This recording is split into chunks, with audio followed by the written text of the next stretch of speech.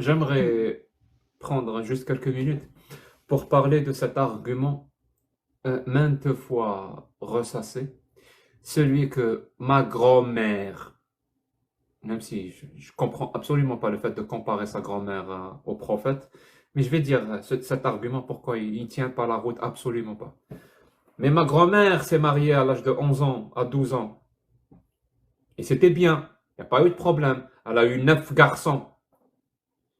Tu veux dire quoi par ça? Vu que ta grand-mère l'a fait, il n'y a pas eu de problème. Et je ne sais même pas si tu es sûr qu'il n'y a pas eu de problème. Je ne sais pas. C'est toi qui l'affirmes, encore une fois, qu'il n'y a pas eu de problème. Donc c'est bon. Ta grand-mère l'a fait. Maintenant, on peut le refaire dans ce cas-là. Ta grand-mère s'est mariée à 10 ans. Il n'y a pas eu de problème. Donc on peut se remarier à 10 ans maintenant. Dans les problèmes qui existent dans ce genre de type de relation, il y a les problèmes physiologiques, mais il y a aussi les problèmes psychologiques, hein, ce qu'on appelle le syndrome de stress post-traumatique. PTSD, qu'on trouve dans le DSM-5 pour ceux qui veulent savoir ce que c'est. Est-ce que tu es sûr que ta grand-mère n'a pas eu ce genre de problème psychologique? Tu peux pas être sûr. Il y a plein de gens qui ont ce problème, eux-mêmes ne savent pas qu'ils ont ce problème. Et c'est très handicapant pour quelqu'un qui a cette maladie. C'est très, très handicapant dans la vie. Et parfois, ils ne le savent même pas. Donc, passons sur ces détails. Mais disons que oui, ta grand-mère n'a pas eu de soucis. Ouais, ça s'est bien passé pour elle. Là, tu tombes dans un, dans une erreur logique, ou dans un biais pour être plus exact, qui s'appelle le biais du survivant. Le biais du survivant. Je vais te donner un exemple. Si je te dis, cette route-là, c'est une autoroute, euh, les gens conduisent de manière très anarchique parce qu'il n'y a pas de limite de vitesse, euh, il n'y a pas d'obligation de mettre sa ceinture de sécurité, il n'y a pas de code de la route, il n'y a rien sur cette route. Donc, il y a beaucoup de victimes.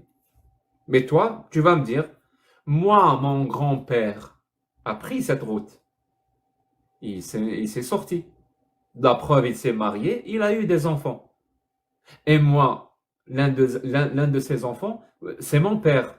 Donc, c'est la preuve que prendre cette route n'est pas dangereux. Qu'est-ce que tu nous racontes, Jack? Comment tu dis que cette route est dangereuse? Oui, cette route est dangereuse. C'est pas parce que ton grand-père en a échappé, donc il n'est pas mort, que cette route n'est pas dangereuse. Parce que tu ne prends la vie que des survivants. Celui qui est mort sur cette route-là, il n'a pas eu il n'a pas eu d'enfants. Donc, et ses enfants n'ont pas eu de petits-enfants pour nous dire que cette route est dangereuse. Cette route est dangereuse. Moi, mon grand-père est mort avant d'avoir des enfants sur cette route. Mais si ton grand-père est mort avant d'avoir des enfants sur cette route, t'es pas là, tu n'existes pas. Tu ne peux pas, par définition, nous dire que c'est dangereux parce que ton grand-père est mort. Ben, c'est exactement ça l'erreur que vous faites. Moi, je vous dis, allez voir c'est pas le taux de natalité, le taux de survie des nourrissons, le taux de survie des jeunes filles avant, à l'âge de ta grand-mère et même avant. Allez voir.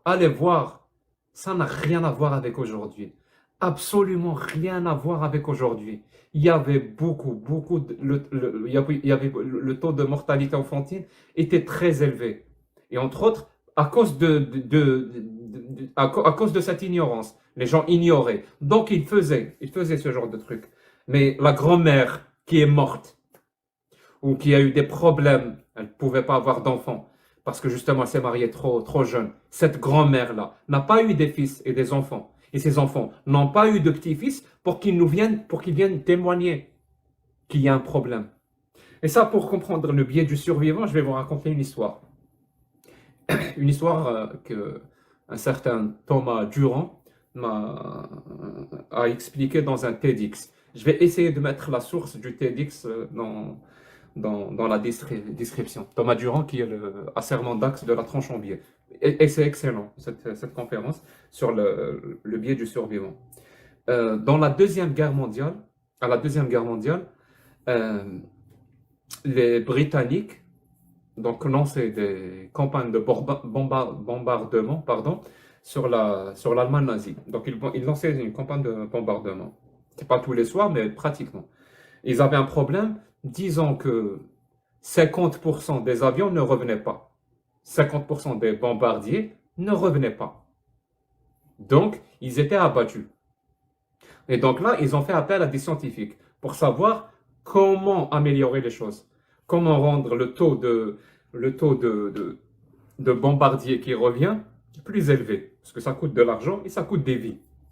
Donc, ils ont examiné les carcasses, plutôt pas les carcasses, ils ont examiné les avions qui sont revenus. Ils ont vu les impacts, où se trouvaient les impacts de balles sur ces avions-là.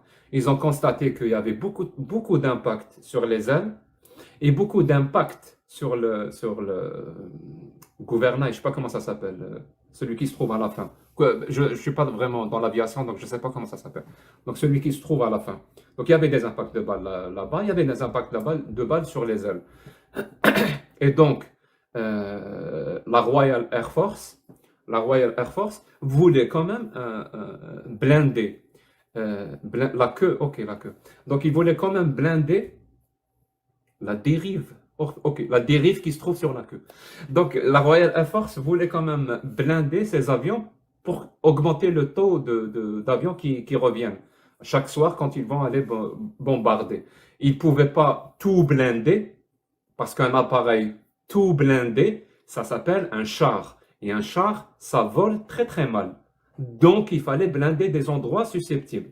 Donc, ils ont vu la Royal Air Force, ils ont vu ça, les impacts dans les ailes, les impacts sur la dérive à la queue. Il faut blinder ici. Les scientifiques leur ont dit non, non, non, non, non, non. C'est pas ici qu'il faut blinder. C'est pas l'endroit qu'il faut blinder. Parce que ces avions-là, malgré le fait qu'ils ont pris des balles dans les ailes et sur la queue, ils ont quand même pu revenir. Il faut voir les morts. Les morts, qu'est-ce que les morts nous racontent? Il ne faut pas tomber dans le biais du survivant. Où sont les avions qui ont eu des impacts sur le fuselage, par exemple? Il n'y en avait pas. Ça veut dire que les morts racontent une histoire. Les morts racontent une histoire. Ça veut dire que les impacts de balles qui se trouvaient sur le fuselage, c'était ça la cause des avions qui tombaient. Donc c'est ici qu'il faut mettre un blindage, un nouveau blindage. Donc il ne faut pas blinder là où il y a des impacts de balles, il faut blinder là où il n'y en a pas, pour ne pas tomber sur le truc du biais du survivant. Donc moi, quand tu me dis ma grand-mère et la grand-mère de mon ami et la grand-mère de mon cousin, elles se sont mariées très jeunes, il n'y a pas eu de problème. Oui. Pourquoi tu ne regardes que les survivants? Tu ignores les morts, l'histoire des morts. Elle est où l'histoire des morts? Ces grand-mères-là qui n'ont pas eu la chance de devenir grand-mères parce qu'elles se sont mariées étant enfants. Donc, s'il vous plaît, ne nous donnez plus cet argument complètement débile de nous dire aujourd'hui le mariage des petites filles est normal parce que ma grand-mère s'est mariée alors qu'elle avait 12 ans, 13 ans, 16 ans, je ne sais quoi. C'est plus normal. Là, on n'accepte plus. C'est pour ça que le taux de mortalité enfantine ou enfantin, je ne sais pas comment on appelle ça, aujourd'hui en 2023, il est beaucoup mieux qu'il y a 100 ans, ou il y a 200 ans, ou il y a 300 ans, ou il y a 1400 ans. Il est beaucoup mieux. Pourquoi? Parce que justement, on prend en considération ce genre de connaissances qui nous... infantile, merci. Donc, ma mortalité infantile. Ce taux de mortalité infantile, maintenant, il est beaucoup mieux grâce au vaccin, grâce comment on appelle ça? Grâce à la prise en charge. Je pense, déjà, ça tombe bien, il y a un médecin avec nous. On met dans le domaine médical, toute grossesse d'une fille de moins de 18 ans ou de moins de 17 ans est considérée de facto comme grossesse à risque. De facto. Parce qu'on prend en considération le fait qu'elle ait moins de 18 ans. On le faisait à l'époque, on ne le faisait pas. Donc, on améliore encore les chances. Donc, le but, c'est comment éviter ce genre de problème. Comment développer une société où le fait de tomber enceinte, de se marier, n'est pas un choix mortel. Je répète, hein, il faut développer une société où le choix de se marier, d'avoir des enfants, n'est pas un choix mortel. On ne va pas mourir à cause de ça. Et si on veut ce genre de société, donc il ne faut pas prendre en exemple des sociétés d'il y a 1400 ans avec leur ignorance et avec le peu de savoir qu'ils ont. On ne peut pas les prendre en exemple et appliquer ce qu'ils ont appliqué. Là, on va développer une société où, justement, avoir des relations sexuelles et tomber enceinte est un choix, on va dire, très risqué. Et c'était le cas chez eux. Le taux de mortalité infantile était très élevé. Tu voulais dire un truc, docteur? Bonsoir Jacques, bonsoir tout le monde. خفيف ظريفة باش نطلع عباد. Oui, vite fait. En fait, il y a une étude scientifique, je voulais juste la démontrer là, vite fait. Donc voilà, voici l'étude scientifique. Donc elle est publiée dans le journal d'obstétrique et de gynécologie.